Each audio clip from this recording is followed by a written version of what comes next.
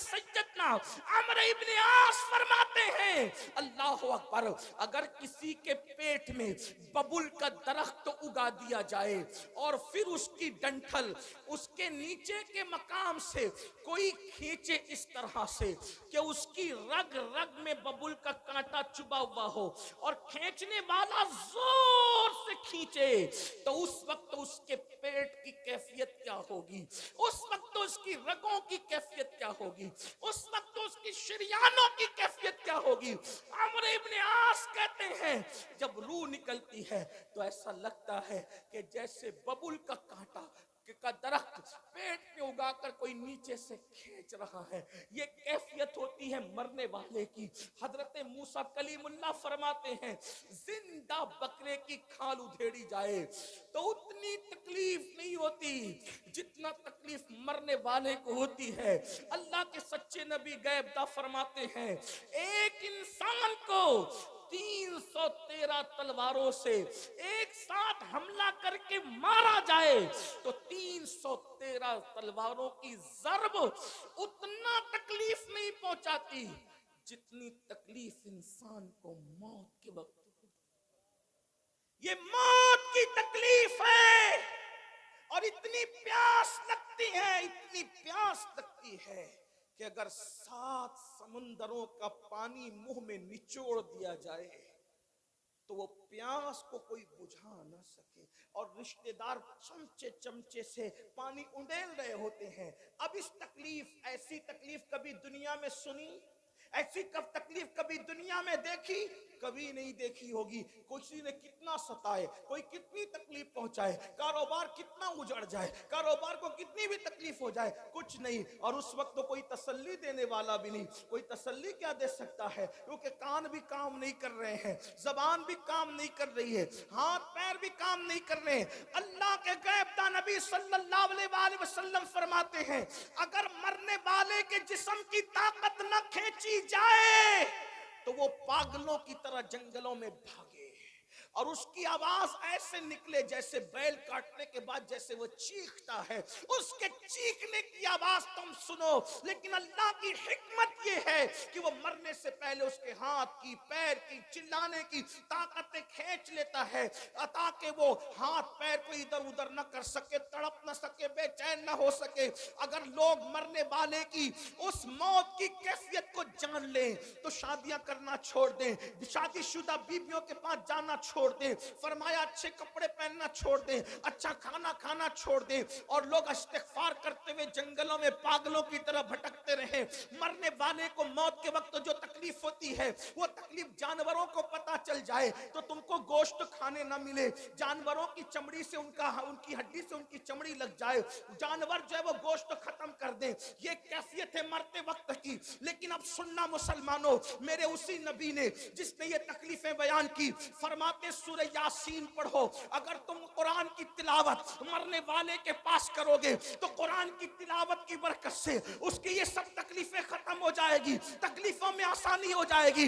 अब मैं पूछना चाहता हूं, जिस कुरान की बरकत से, जिस कुरान की बरकत से मौत की तकलीफ आसान हो सकती है, उस कुरान की बरकत से जिंदगियों की तकलीफ क्यों आसान नहीं हो सकती? अंदाजा फरमाए। और फिर अल्लाह अकबर, अल्लाह अकबर, वहां कुरान की तिलावत वो खुद नहीं कर रहा है मरने वाला, तवज्जो करें, कुरान की तिलावत वो खुद नहीं कर रहा है, दूसरा करे उसके पास बैठकर तो उसको यूं बरकतें नसीब हो जाए। जब दूसरे की तिलावत की बरकतों का ये आलम है, अगर इंसान कुरान की खुद तिलावत करे तो बरकतों का आलम क्या हो।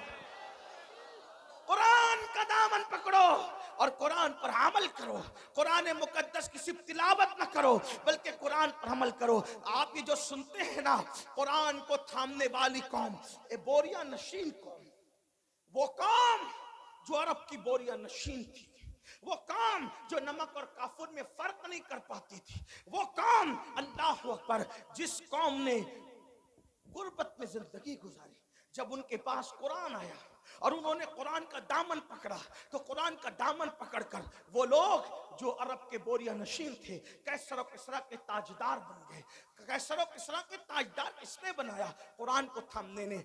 आज मैं अपनी कौम को पहला पैगाम ये देना चाहता हूँ, कुरान थाम लो, कुरान पकड़ लो।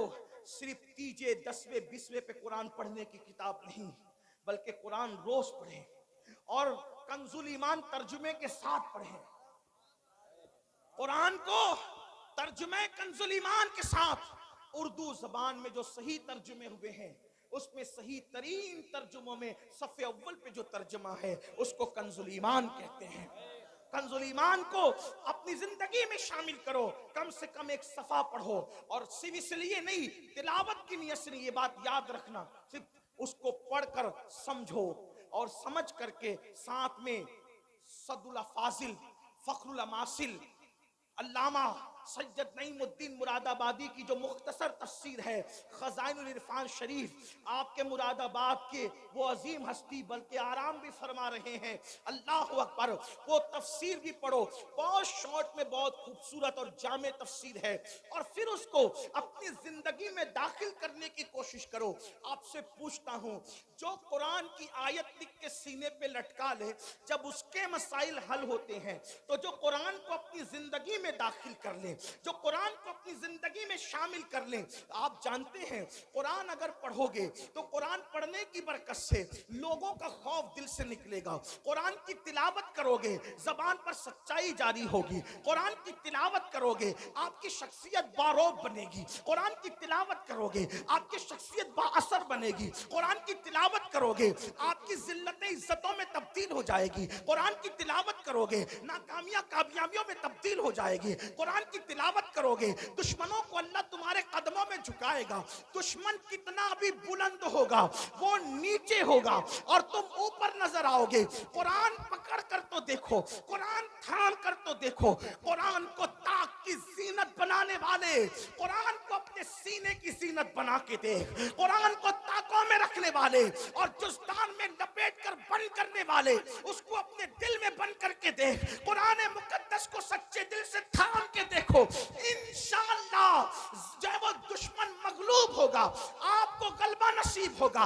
वक्त की हुकूमतें तुम्हारे कदमों में गिरती नजर आएगी। एक बार कुरान पकड़ कर देखो, कुरान थाम के देखो। सबकी किताबें पढ़ने वालों, रब की किताब पढ़ के देखो। सबकी किताबों पे दिल देने वालों, रब की किताब को दिल दे के देखो। मेरे आका फरमाते हैं, जमीन पे खड़े रहने वाले को आसमान के तारे चमकते नजर आते हैं, मगर आसमान वालों को वो घर सितारों की तरह चमकते दिखते हैं जिस घर में कुरान की तिलावत होती है। जिस घर में तिलावत न हो वो घर वीरान कब्रिस्तान की तरह है।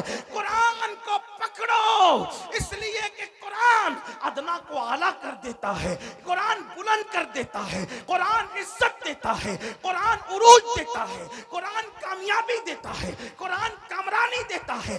अल्लाह अकबर, कुरान अल्लाह की किताब है, कुरान कलामुल्लाह है। अल्लाह अकबर, ये अल्लाह की नाजिल करदा किताब है। जिसने कुरान पढ़ा उसकी जिंदगी संवर गई। और मेरे आका ने 23 साल की कलील मुद्दत में जो इनकलाब बपा किया था वो कुरान का इनकलाब था, कुरान की तिलावत का इनकलाब था, तालीम कुरान का इनकलाब था। एक रिवायत दिल के कानों से सुन ले। एक शख्स है जिनका नाम हजरत तुफैल है, हजरत तुफैल इब्न अम्र दूसी है। अल्लाह अकबर, वो मक्कतुल मुकर्रमा आए। तवज्जो करना मेरे नौजवानों, जो बूढ़े हैं उन्होंने तो दुनिया देख ली है। ए जवानों, अब दुनिया के चैलेंजेस का मुकाबला हमें करना है, हमें कुरान थामना है, कुरान लेकर आगे बढ़ना है। कुरान की तरफ आओ। अल्लाह के नबी ने कुरान की तरफ बुलाया, ना अरब की तरफ बुलाया, ना अजम की तरफ बुलाया, ना सियाही की तरफ बुलाया, ना सफेदी की तरफ बुलाया। मेरे आका ने ना खित्ते की तरफ बुलाया, ना कबीले की तरफ बुलाया, हुजूर ने कुरान की तरफ बुलाया। आओ कुरान की तरफ पलटे, आओ कुरान की तरफ रुजू करें, आओ कुरान की तरफ तवज्जो करें। अल्लाह